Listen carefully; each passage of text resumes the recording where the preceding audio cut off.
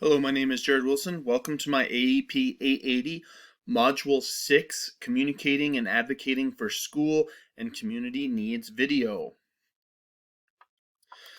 The first thing we're going to dive into is looking at 5 different districts and what their policies are for communicating with diverse populations. The schools I chose were surrounding area schools as well as schools that I have taught in.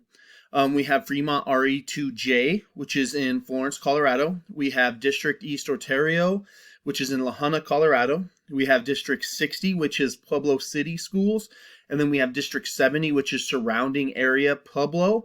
And then we have number 5, which is Swallows Charter Academy within Pueblo West, who has their own set of school board and district guidelines as well. So first, breaking down Fremont RE2J, I noticed that it focuses highly on communication for Title I families. This includes parents who are economically disadvantaged. They may have disabilities, limited English proficiency, limited literacy, racial or ethnic minority backgrounds, parents of migratory children, and the district will coordinate with integrate school-based activities and provide varied ways for parents to have access being involved in Title I schools. All information related to the school and parent program, meeting, and other activities shall be sent to parents in a format that is practicable and in a language they can understand.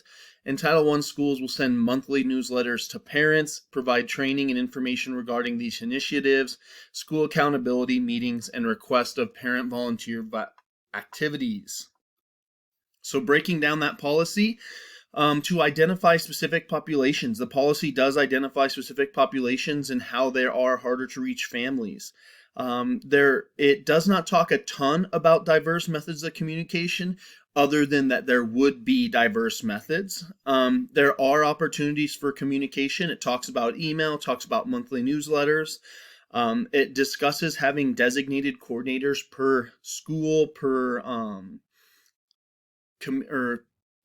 campus, and then designated roles for those coordinators as well as teachers as well as parents. Moving on to East Ontario, La Junta, Colorado. Again, highlights that schools will provide a coordination, technical assistance, and other support necessary to assist participating schools in the building the capacity for effective parent and family engagement to improve student academic achievement and performance. So there is a designation of a district parent and family engagement coordinator. There's a creation of a district parent advisory council that goes over district protocols as well as appropriate roles for the community-based organizations and businesses and parent and family engagement at the school level. Adoption of district model approaches to improve parent and family engagement, and it allowing district resources to parent and family engagement activities beyond minimum legal requirements. That minimum legal requirements is kind of something that is somewhat subjective, and kind of something I noticed as I went through all of these sources, all of these different districts, that minimum legal requirements is really kind of subjective and really kind of makes you wonder. It's like saying our minimum for your kiddo is a D. Well, legally okay, but is that ethically what we want to do? So to break that down, it does identify targeted community, so people in the community that it can best serve. It highlights responsibilities of staff and how they're going to communicate. It does discuss diverse communication methods, and it does allow allocations of resources that are at the district level that can be separated down and used by school. Some highlights from District 60 Pueblo. So this is all city Pueblo. And I'll kind of get into a little bit more with District 70, but District 60 covers any school that's within city limits, and then you have 70, which covers all of the surrounding almost communities and towns around Pueblo that are not the size of Pueblo.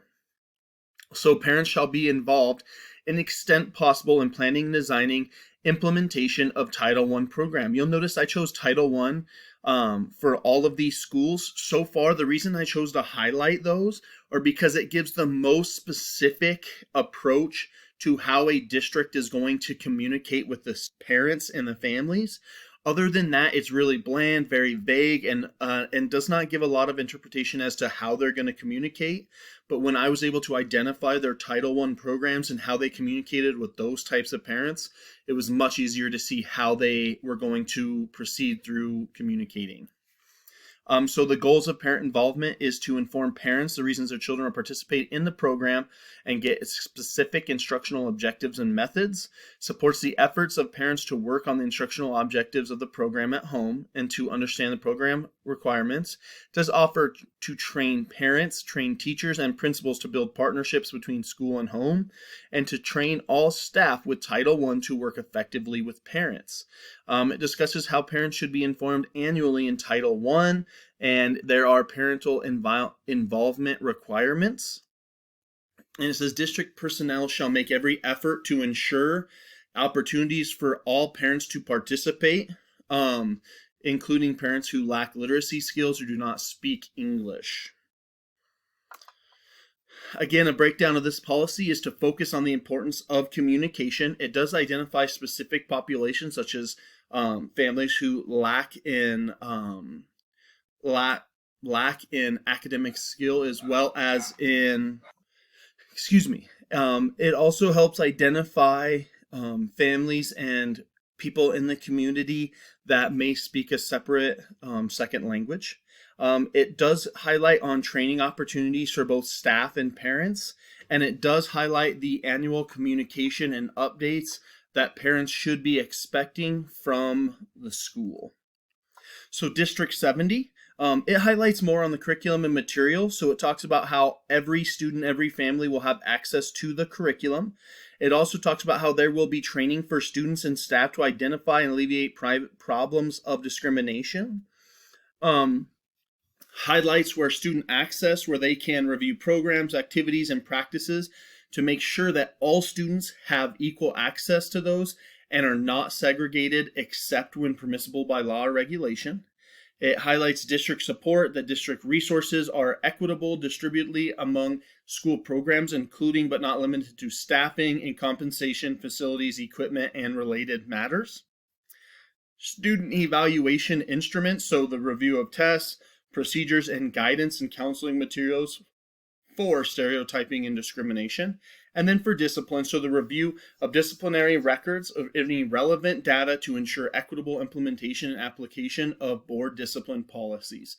So District 70 didn't highlight so much on the title, but this was a section in their Board of Education policies of how they are going to take their district and take the initiative in trying to provide the most equitable education as possible for all students.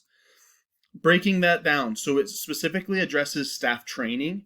It describes open access to district technologies and resources, demonstrates policy on equitable discipline, and there's no discrimination of how communication is handled or diverse towards specific populations. Looking at Swallows Charter Academy. I included Swallows Charter Academy separate from District 70 because here at SCA, where I am currently teaching, we are a part of District 70, but yet we have very separate guidelines, separate initiatives, separate expectations. So though we are somewhat considered part of District 70 as far as data goes, how we run things, how we do things is vastly different. So ours kind of focused on the communication by students or their parents or guardians, family members to faculty and staff must be appropriate in content and tone. It talks about how any type of communication directed by a student, family member, family member, staff member, anything that goes against school's judgment or may cause harassment or any type of intimidation is going to see as an issue with SCA. It's going to impact the relationship with good standing with SCA and may cause dismissal from SCA. They try to promote mutual respect, and in order to do so, they want that to work both ways. And that is really the most information that's put on our board policies for communication. Why this is, it says no specific addresses to meeting the needs of diverse families. We do have diverse families at SCA, But as I've come to see with us being a new charter school, it seems like we're developing policies every year. And it seems to be that when we run into something is when we begin to bring in those new policies, which is why I believe that there's no specific address. And then there's a lot of vagueness and openness whenever we do look at all of our policies, that sometimes it just says to refer to District 70 policies. For example, when you're looking at policies surrounding special services, a lot of our content says to refer to District 70, even though it's a separate entity. So it kind of makes it confusing, and it's something my school is working on at trying to improve on, and it's always trying to incorporate more policy into our school so that we are more black and white and more transparent for parents. So why would schools do this? Why would they take the time to incorporate this into their policy? Well, it provides higher chances for positive student learning outcomes, higher percent of family engagement. It reaches families with diverse backgrounds. It has student support, clear communication, provides transparency, and it allows schools to set expectations and have more clarity with their expectations for families. So theme number one in the resources for this module was to be present, active, and thoughtful. Maintain etiquette, identify cultural differences, research your target culture, and then learn more about more ways how you can be culturally thoughtful. 2 is to practice active listening. Schools need to listen to understand rather than listening to respond. Integrate philosophy into practice to support diverse cultures in planning classroom assignments. Foster a sense of community, how we view ourselves, how we view our students. We can assume good intentions and approach all families as partners who want the best for their children. Invite parent or guardians to share the knowledge about their students' lives, interests, hopes, and struggles, as well as many family culture, values, and traditions. And then to establish trustworthiness. This includes benevolence, reliability, competence, honesty, and openness. Again, this is kind of how schools can begin doing this, and that is why schools should do this. Theme number 2, how to get to know your community. So you want to start researching the interests, heritage, hopes, and dreams. You want to establish a district family engagement team. So how is family engagement coordinators, teachers, and student support teams, how are they able to go into the community, gather information, gather data on them for ways they can support one another, and then start implementing those? Discuss core beliefs about family engagement. Parent focus groups. Studies show that 85% of parents stated that they felt more involved in their child's education. And then incorporating their native language. So offering resources for families in their native language. 90% of those parents claim to feel more welcomed by schools. And then communicate regularly. So use all forms of communication to establish two-way communication. Last is theme number 3. And that's using diverse methods. Acknowledge and identify the cultural differences in communication. That might be different forms of greetings and use of titles that may be preferred. Male and female roles being defined within various cultures. Nonverbal communication and body language. There's also apps that can be used, such as, apps that are used to overcome a barrier, such as socioeconomic, linguistic, and scheduling barriers that have limited school to parent engagement in the past. These include text apps. Class Dojo, for example, is something I know District 70 uses, and it is 90% of K-8 schools across the country are already using it. It's a way that parents can receive notices on their text messages on their phones rather than just through email or mail. And then incorporating cost-effective communication technology services will allow more parent engagement in those lower SEA or SES communities to help improve equity in family school engagement.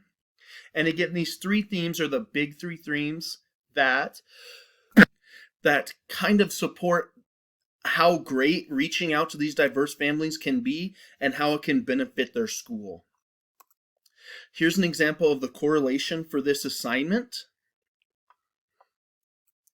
Here is my relevance for this assignment.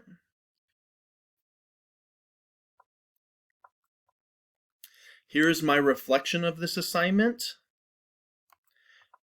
and research.